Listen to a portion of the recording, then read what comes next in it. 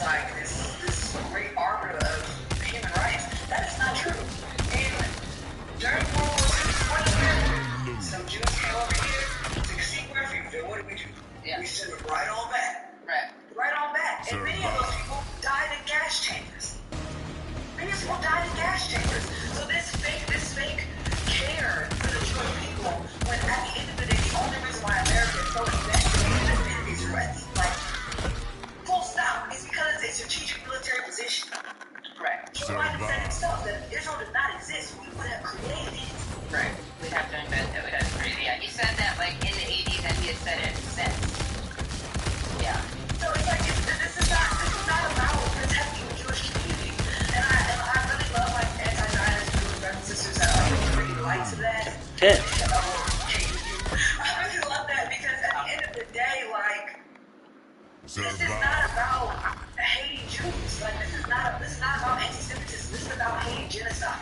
This is about being vehemently against any form of white supremacy. And Zionism is an extension of that white supremacy. It's an extension of America.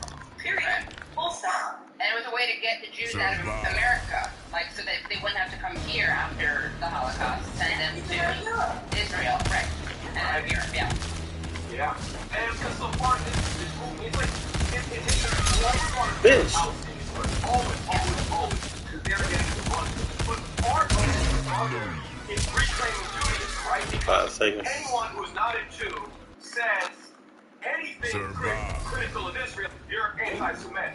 But when 2,000-3,000 Jews show up at Grand Central Station, it's a little bit harder. Yeah, you're a bunch of self-loathing Jews. What? Like, you know, what's the likelihood of this? I would think that's like, what's more likely that there are some Jews who are racist and tribalist and chauvinist and nationalist and ethno-nationalist, and other Jews who have a conscience, or there are Jews who are just protecting Jewish life and never again, and all of us are self-loathing. We're all deluded. Like, what is our ulterior motive? You know? No. I mean, it's so interesting because much of the feedback that comes on social media, there's many Jews and other people who've been brainwashed by media so much that Zionism and Judaism are synonymous. Yeah. They're saying these protesters are fake, these protesters are paid, this is not real. Like, they're going through such a mindset that they can't even accept that thousands of anti-Zionist Jews would say free Palestine. It's true, yeah. And the thing is, I mean, I mentioned this earlier on the show, and it always strikes me, though, is that, like, anti-Semites use the words Zionist and Jews interchangeably, right? Like, the Zionist this, the Zionist that.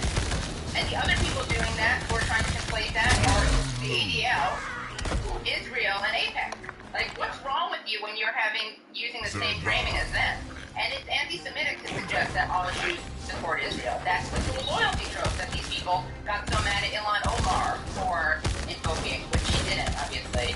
But, you know, it's like they will use the most tortured logic to prove something that's anti-Semitic.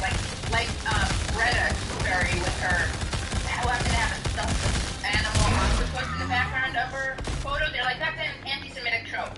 Get the fuck out of here. Yeah. Survive. That's right. The cute little soft plushy animal. That's so ridiculous. I think so. Yeah. And you know, like, and I see this in the comments a lot, so just like Palestinian I thought I could jump over that one. They are from, like, you know, I guess it's like the Abraham thing. They all descend from Abraham or whatever. They are Semites. So how is it anti-Semitic to say that Semitic people should not be getting literally wiped off the face of the earth? Fuck you. We really just need to, I don't know, like, at this point, people call me when they want to call me. I know why I'm doing what I'm doing. I know who I'm looking for, and I know who I don't fuck with. I don't fuck with white supremacists. I don't fuck with Zionists.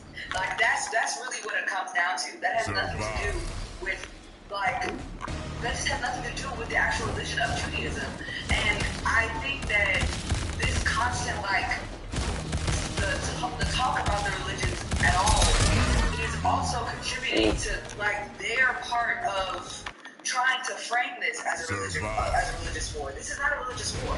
I think, like, this is literally human rights versus pro-genocide. Like, that's the split. And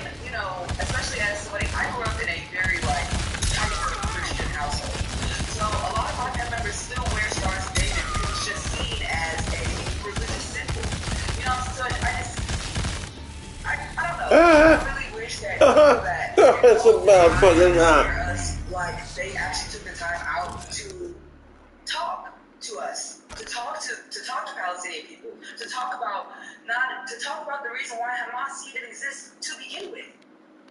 Because the same reason Hamas exists is the same reason why the ANC existed. And that's what it really all boils down to. That's really what it all boils down to. And good reminder, they were on the terrorist list, the ANC. That's right. I think Reagan had vetoed by Congress to be against the apartheid. Now everybody's on the same side. Did you guys hear about that Greta Thunberg thing, by the way? Had you heard about the fuzzy octopus. Oh, wait, let me show you. I gotta show you. Trigger warning, guys. You're gonna see something really anti-Semitic.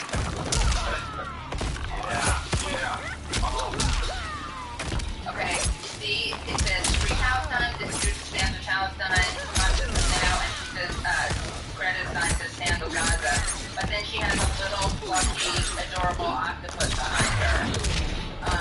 Which people, in their despair, to discredit someone who wants Greta Thunberg on the opposite side of you, right? She's a very morally just person. They suggested it was an anti-Semitic trope.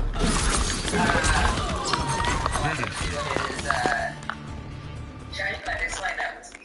I don't get it either. Okay, so, predictably many criticized, I'm reading from Rolling Stone, predictably many criticized her post for failing to condemn the terrorist group Hamas's October 7 surprise on Israel, which left at least 1,400 people dead, many of whom were civilians. Perhaps less predictably, however, others focused on the octopus, interpreting it to be a kraken, a mythical multi-tentacled sea beast that was occasionally used in Nazi iconography. Kraken.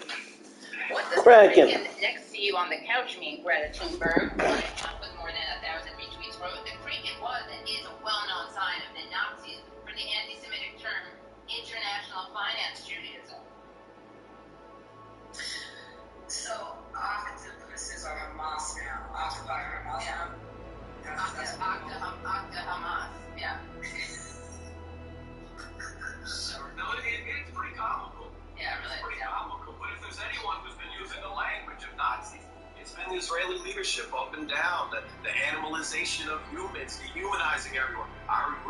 When we're called vermin, we're called rats. Isn't that the same playbook? Yeah. Joseph Goebbels that we're seeing out of Netanyahu's game? Yeah, it's really disgusting. And the dehumanization that they're that's what's crazy, is that these people, the Israeli government and their supporters are saying the quiet part out loud. Like, I had on Craig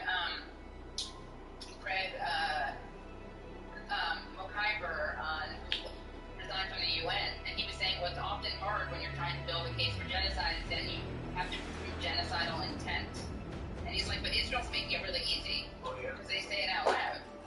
They also said that not only that, but they're trying to expand their borders into southern Lebanon. Yeah. They're trying to expand their borders into parts of Syria. They're trying to, this is a settler colonial project. The quicker everybody taps in with that, the more they'll understand that this is genocide. And on top of that, be your own boss lets you work on your terms. Turn up is going on censored. Israel war, the uncensored debate. Mohammed Hijab is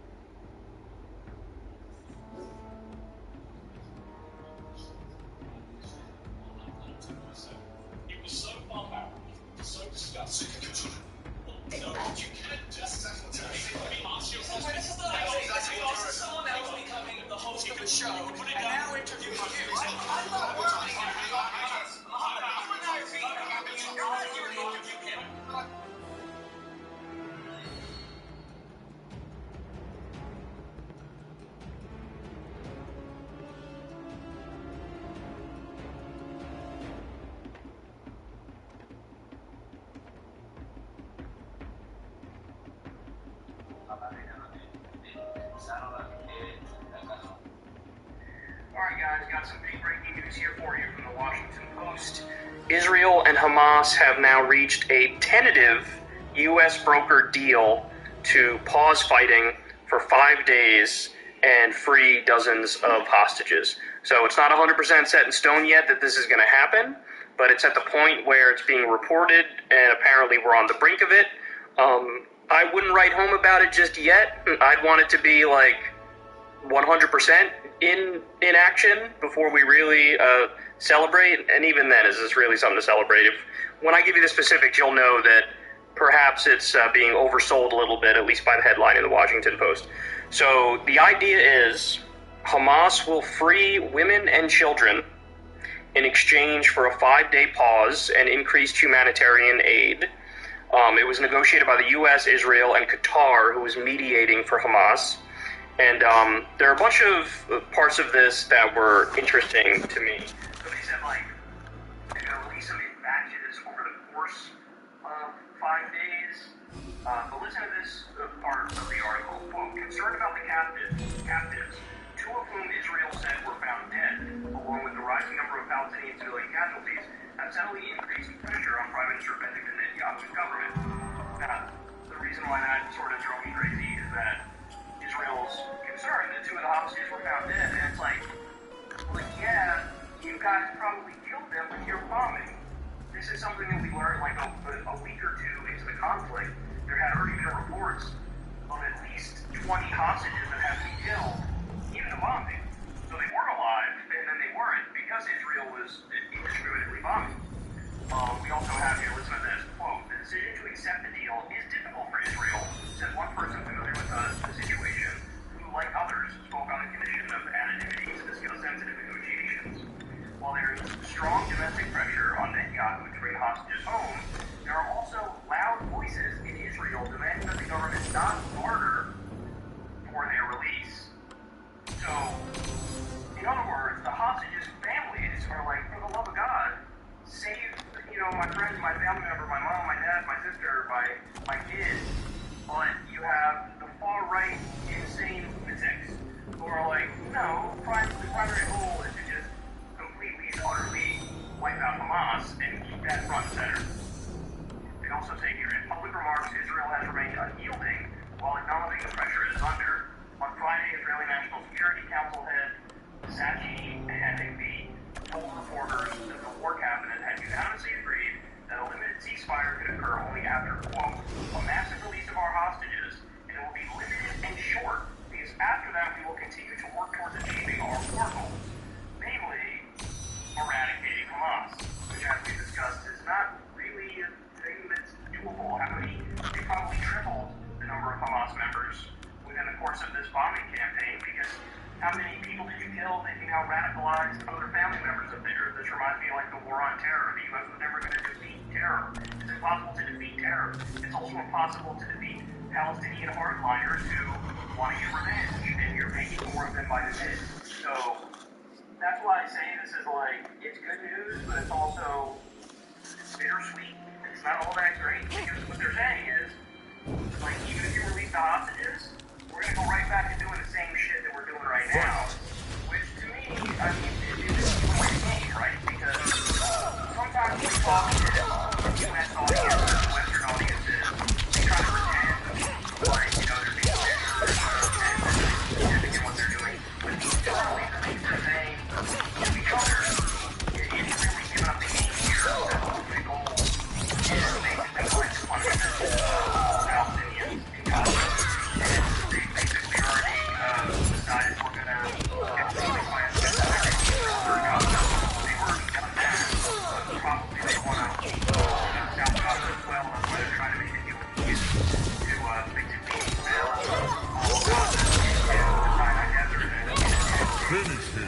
their real goal here is ethnic cleansing of Gaza. And it looks like when you have a deal that goes through where the hostages are released, Israel's like, we're going to go right back to ethnic cleansing you anyway. Which to me, look, that's why part of me's like, I don't even know if this is really going to go through, or if it is, I don't know if the terms are really going to be upheld. For the simple reason that if you're Hamas, I don't know why you do it, right? If they're telling you, yeah, we'll give you 5 days, and we're going to go right back to murdering all of you and doing ethnic cleansing, from their perspective, they're probably thinking, I need better terms than this, right? Like, more security guarantees, more humanitarian aid. We're not even talking about anywhere between 9,000 and 12,000 Palestinian political prisoners that are in Israel right now with no due process whatsoever. That's not even part of the deal. So, I don't know, it could be, maybe they'll agree simply based on the fact that they're desperate, right? Or it'll be like a good PR win for them to release the women and the children. Like, there are reasons why maybe they would do it. But also there's many reasons why perhaps they wouldn't do it. But, you know, that line about how Israel's going to go right back to doing what they were doing anyway, that's dark, man. Especially now that we know you got over 13,000 innocent civilian deaths, over 6,000 dead children. I mean, just announcing to the world we're going to keep doing random and organized is astonishing. So, I guess better than is nothing. It happens. These are having talks, these are having conversations, these are trying to work out the terms. Let's see where it goes from here.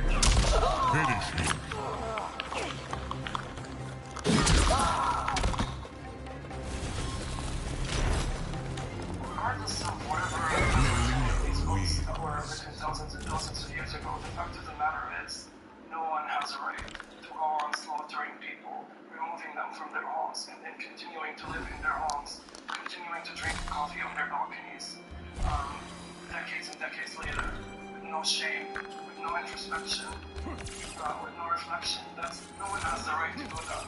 No one has the right to keep an entire population of people in a cage, which is what's happening to people in the West Bank, who have no freedom of movement, which is what's happening in Gaza, which is blockaded in water, air, and land, and is deemed uninhabitable by human rights organizations like the UN. No one has a right to do that. Following this conversation with Mohammed Al-Kurd, a world-renowned Palestinian poet, writer, journalist, and an influential voice speaking out and fighting for the Palestinian cause. He provides a very different perspective on Israel and Palestine than my previous 2 episodes with Benjamin Netanyahu and Yuval Noah Harari. I hope his story and his words add to your understanding of this part of the world as it did to mine. I will continue to have difficult, long-form conversations with these. Always, but I just want to briefly cover all criticisms I received of who I am as an interviewer and I am not afraid to travel anywhere to challenge me face to face. If my life in danger, but I'm also afraid to be vulnerable. Empathize, to walk around the world wearing shoes and those because this line of task is truly the most challenging conversation is the only way. Finish him. This is the Let's Read My podcast. The support of the YouTube sponsors in the description. Now, is Mohammed Al-Kurd. Ashra Weed. Sheikh Jarrah, neighborhood in East Jerusalem, where you grew up. Sheikh Jarrah is, in a way, a typical neighborhood, despite the absurd reality that surrounds it. It's a typical neighborhood in terms of Palestinian neighborhood. It's one that is threatened with colonialism, with settler expansion, and with forced expulsion, and it has been that way since the early 70s. My family, like all of the other families in Sheikh Jarrah, were expelled from their homes in the Nakba in 1948, and they were forced out by the Haganah and other Zionist paramilitaries that later formed the Israeli military, and they were driven to various cities, and mother moved from city to city, and she ended up in Sharjah in 1956. Sharjah was established as a refugee housing unit by the United Nations and by the Jordanian government, which had control over that part of Jerusalem at the time. And then people lived there harmoniously. They were all from different parts of Palestine, and they managed to rebuild their lives after the first expulsion. And then in the 70s, you had settler organizations, many of whom were registered here in New York and in the United States, claiming our houses and our lands as their own by divine decree. And because the judges are Israeli and the laws were written by Israeli settlers, and the whole judiciary was established on top of the rubble of our homes and villages, we had no real pull in the courts. The Israeli courts would look at the Israeli documents, which we argue are falsified and fabricated, and they would take them at face value with authentication, and they refused to look at our documents. They refused to look at the documents from the Jordanian government, the documents from the UN, the documents from the Ottoman archives.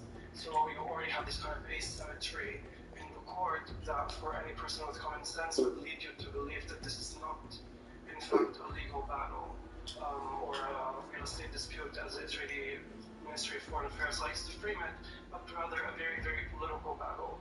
One that is about social engineering, one is about demographics, one that is about removing as many Palestinians as possible from occupied Jerusalem. So we did what all Palestinian families in Jerusalem do when they're faced with this kind of threat, and we bought time. We pleaded and appealed the courts and appealed the cases, and we got over 50 expulsion orders in 2009.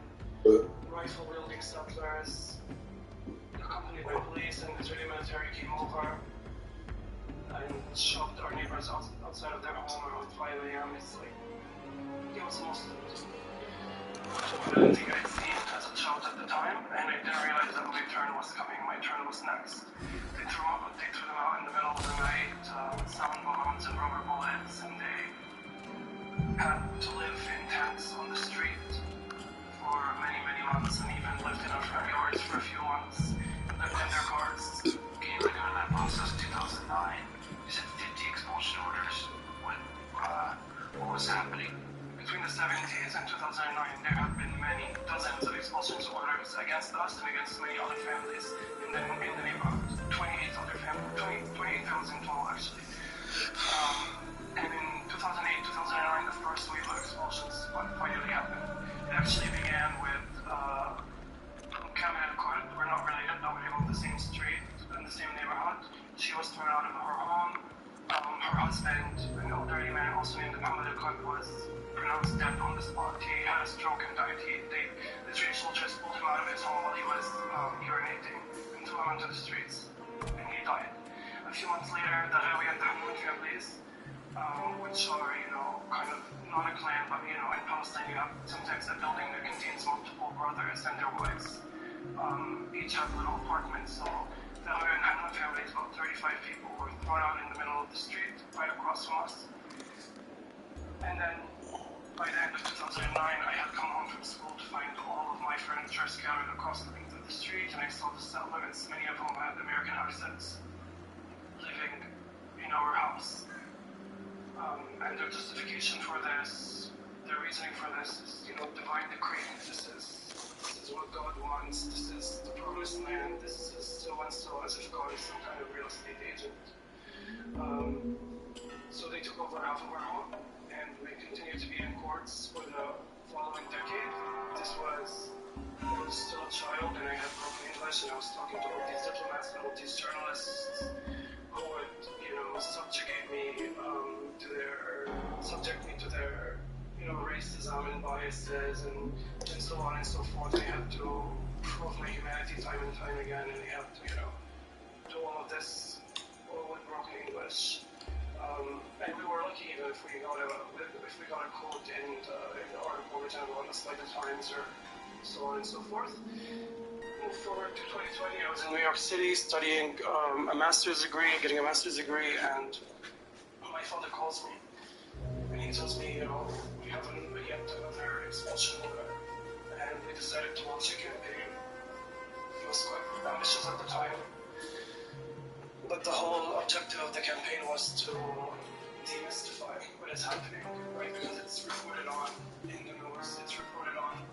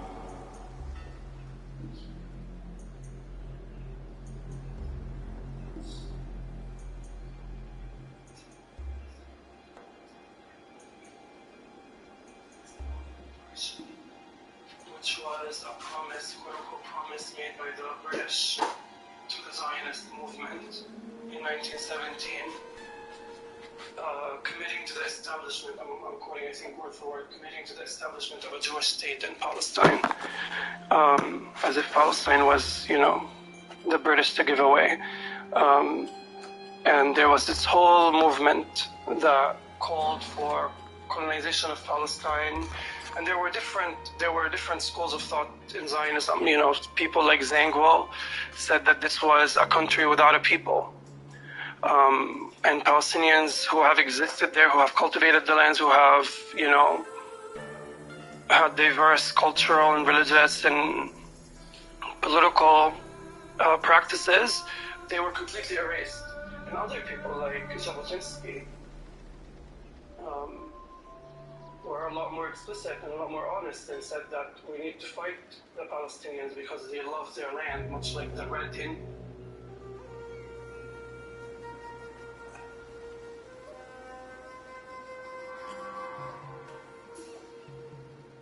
love their lands.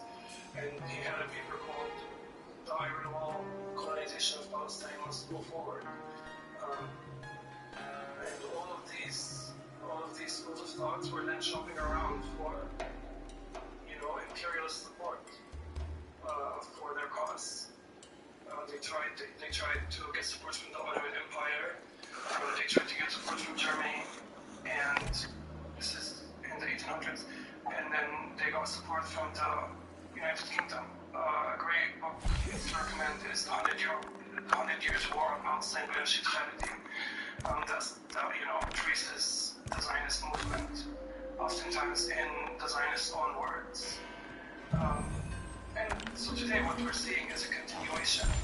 And people like Jabotinsky who are profoundly and explicitly racist, who have called for genocide, who have called the Palestinians barbaric, who have said and done racist things.